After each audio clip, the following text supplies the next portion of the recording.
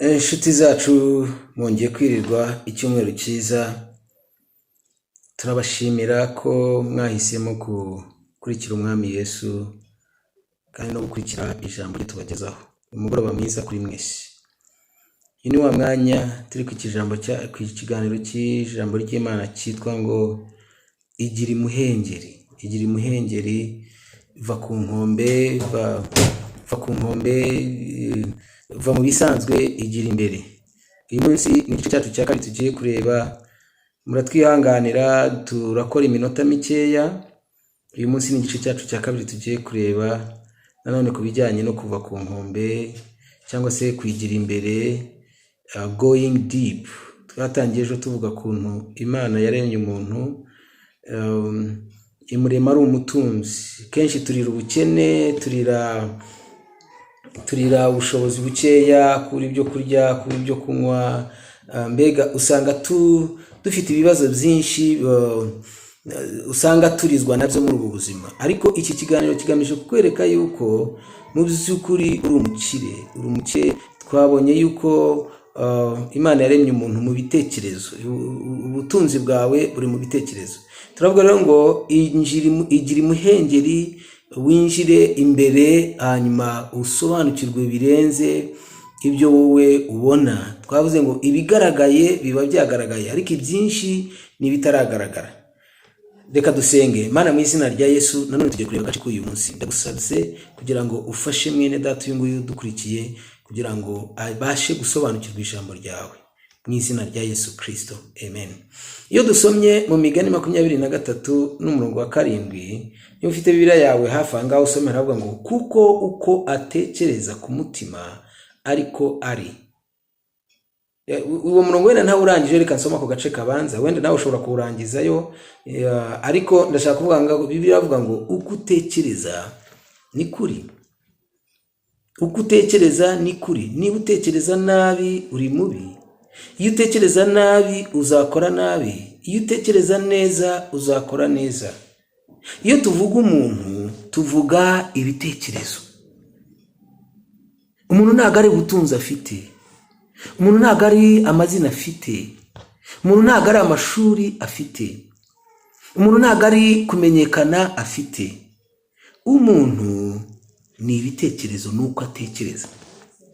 Ntabwo wamenya umuntu utarumva ibitekerezo bye.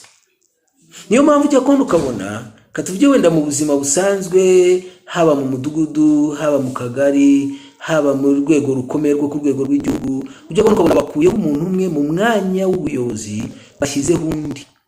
Ntabwo bashyizeho umuntu n'igihagararo, babashyizeho ibitekerezo afite. Ibitekerezo byawe nibyo bigucira inzira, kandi ibitekerezo byawe nibyo bikuzitirira inzira. Nshuti yanjye, nicyo nshaka kukubwira. Ndashaka kukubwira ngo umuntu ni ibitekerezo. Umuntu ni ibitekerezo. None iyo dusomye Zaburi ya 4 n'umurongo wa 23, Bibiliya ivuga ngo iki? Iravuga ngo rinda umutima wawe kuruta ibindi byose birindwa, kuko ariho iby'ubugingo bikomoka. Wenda iby'ubugingo reka mbyihorere, ijambo iby'ubugingo bishatse ni teoloji ikomeye. Reka tuvuge iby'ubuzima. Iby'ubuzima bikomoka mu bitekerezo byawe. Ubuzima ureba buriho uyu munsi bwose nta handi buva mu bitekerezo. Niyo mpamvu iyo umuntu arwaye ikibazo mu mutwe, baravuga ngo abana n'ubumuga bwo mu mutwe. Iyo ibitekerezo byawe bifite ikibazo, baravuga ngo uramugaye. Nta muntu umugara amaboko, nta muntu umugara amaguru, nta muntu umugara ahandi, umuntu amugara ibitekerezo. Iyo utamugaye mu bitekerezo, naho waba udafite amaboko, naho waba udafite amaguru, ukoresha abafite amaguru n'amaboko badafite ibitekerezo. Iyo ibitekerezo byawe biri ku murongo, reka tuvuge ngo iyo ibitekerezo byawe biri muri process ya development, birimo kwaguka, birimo gutera imbere, urimo gusubira mu bitekerezo byawe, ukajya mu byumba by'ibitekerezo byawe, ugatekereza hanyuma ugakuramo ikintu gishya. Iyo ukuyemo ikintu gishya, ubasha gukoresha ufite amaso adafite ibitekerezo, ubasha gukoresha ufite amatwi adafite ibitekerezo, ubasha gukoresha ufite amaboko adafite ibitekerezo, ubasha gukoresha ufite amaguru adafite ibitekerezo. Iyo tuvuga ngo va ku nkombe igira imuhengeri, turashaka kuvuga ngo va mu byo ubona, va mu byo umenyereye, va mu byo wumva, banza usubire muri wowe imbere urebe ni ibiki bibitse muri wowe imbere. Iyo dusubiye muri Luka 15 dusanga ya nkuru y'umwana w'ikirara. Uyu mwana yabwiye se, aramubwira ngo data mpumugabane unkwiriye w'ibyanjye. Ise arabimuha. Amaze kubimuha, umuhungu arahaguruka ajya mu gihugu cya kure. Bibiliya ikomeza ivuga ngo ageze muri icyo gihugu cya kure ngo yayishize ubugoryi bwe, afata ibye ise yamuhaye abyayisha ubugoryi bwe. Ese ubugoryi ni iki? Mu Cyongereza ho babyita ngo ni wild living, wild ubunyamaswa, ngo abyayisha kubaho nk'inyamaswa. Iyo ibitekerezo byawe bitari ku murongo wa kimuntu, uba ugenda abantu bareba ishusho y'abantu ariko imbere uri inyamaswa. Abyayisha ubunyamaswa buburimo. Bibiliya irakomeza iravuga ngo igihe kigeze ngo yisubiramo. Bavandimwe bakundwa bene data, igihe kirageze ngo twisubiremo. Kwisubiramo ntago ari ugusubira mu rugo, kwisubiramo ntago ari ugusubira ku kazi, kwisubiramo ntago ari kwisubira mu madosiye yandi. Kwisubiramo ni ugusubira mu bitekerezo byawe, ukamenya imitekerereze yawe, ukita ku mitekerereze yawe, ukagaburira imitekerereze yawe, ugashyira ku murongo imitekerereze yawe kugira ngo utagwa mu mutego wo guhemuka. Ndakubwije ukuri, Bibiliya tubwiye ngo uko utekereza ni kuri. Ndashaka kuvuga iki? Ntago watekereza kuri icapati ngo uzarye umuceri, ntago watekereza kunywa ikivuguto ngo uzanywe kanyanga. Uko utekereza ni kuri. Iyi nyigisho yacu rero igamije kugukangurira gusubira mu bitekerezo byawe. Ibihe turimo birakomeye, ibihe turimo biragoye, ibihe turimo biraruhije, ibihe turimo biragoye. Nta nubwo bigoye wowe gusa, ahubwo bigoye nabo muri kumwe, bigoye n'isi yacu yo muri iki gihe. Ibihe turimo biragoye. Ndagusabye rero wowe unyumva kandi ugize amahirwe yo kunkurikirana, subira mu bitekerezo byawe urebe uko utekereza. Uyu munsi dufite ibibazo. Abantu bahora biyita beza, bumva ko abandi ari babi, bumva ko bo batunganye, ariko ntago bajya bagira umwanya wo gusubira inyuma ngo bavuge ati ese njyewe ugaya abandi nge ndatunganye?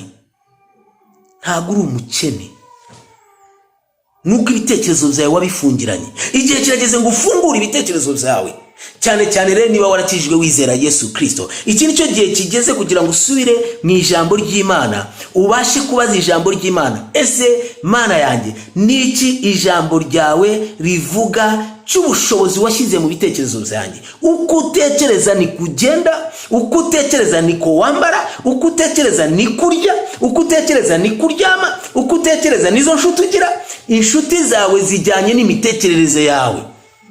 Uko utekereza, niba utekereza kuroba, ufite inshuti zijyana no kuroba. Niba utekereza umupira, uzagira inshuti z'umupira. Niba utekereza akabari, uzahora ufite n'inshuti zijya mu kabari. Niba utekereza ubucuruzi, uzahora uri kumwe n'inshuti z'ubucuruzi. Niba utekereza uburayi, uzabana n'indayi. Uko utekereza ni kuba, kuko ibitekerezo byawe bikurundanyiriza abantu bajyanye n'uko utekereza. Niki nshaka kubwira inshuti yanjye, igihe kirageze kugira ngo utungishe abo wakenesheje. Muri wowe mu bitekerezo byawe, Imana yaguhaye ubushobozi, Imana yaguhaye ubwenge, Imana yaguhaye ubuhanga, Imana yaguhaye ubumenyi, ariko ubumenyi urangije uraburambika, ntabwo urabukurayo ngo ubukoreshe. Igihe kirageze ngo utangire kugerageza ibitekerezo byawe, utangire gusenga no gushaka kumenya ibitekerezo bishya bihishe mu mutima wawe. Agace ka gatatu gakurikiraho tuzareba ni izihe ntambwe watera ngo winjire mu bitekerezo byawe. nk'umuntu w'Imana. Gusa icyo nshaka kuvuga ni iki? Ndashaka kubwira ngo va ku nkombe igira imuhengeri. Go deep. Va mu bisanzwe, wimenyere ibisanzwe. Uzarebe wenda kangoye nk'urugero nko mu Rwanda. Iyo urebye nko mu Rwanda abantu ukuntu bateka ibishyimbo ni kumwe, ariko nagize amahirwe yo kujya mu Bayuruba, ubwoko bwitwa Abayuruba muri Nigeria. Ibishyimbo babiteka kwinshi. Wari uzi ko ibishyimbo babitekamo imigati?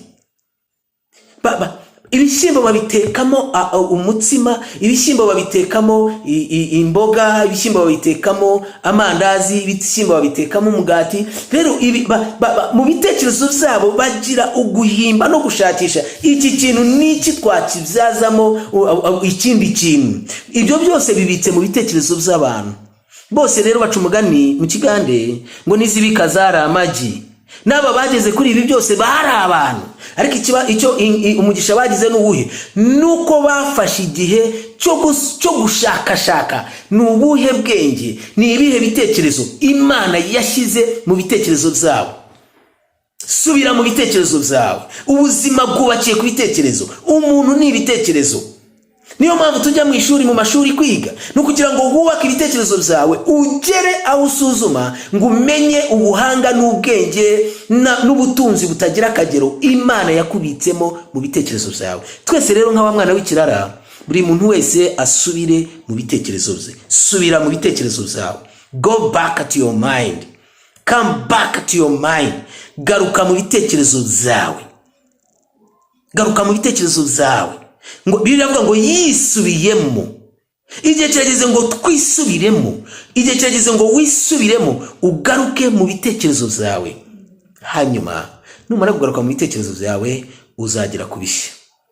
Agace gakurikiyeho ndakwinginze ukore subscribe. Agace gakurikiyeho kazatubwira ni ibiki wakora kugira ngo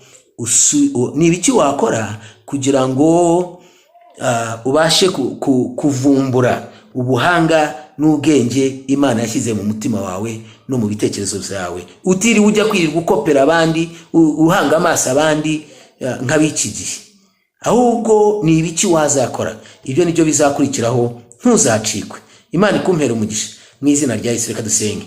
Mana, mu izina rya Yesu ndasengera uyu mwene data umurikiye kugira ngo umufashe iby'ijambo ryawe rivuze aba ari byo bikorwa mu buzima bwe guhera uyu munsi, ye kuba imbata y'ibitagira umumaro, ahubwo ahuguke agarutse mu byo waremye mu buzima bwe no mu bitekerezo bye. Mu izina ry'umwami wacu Yesu, amen.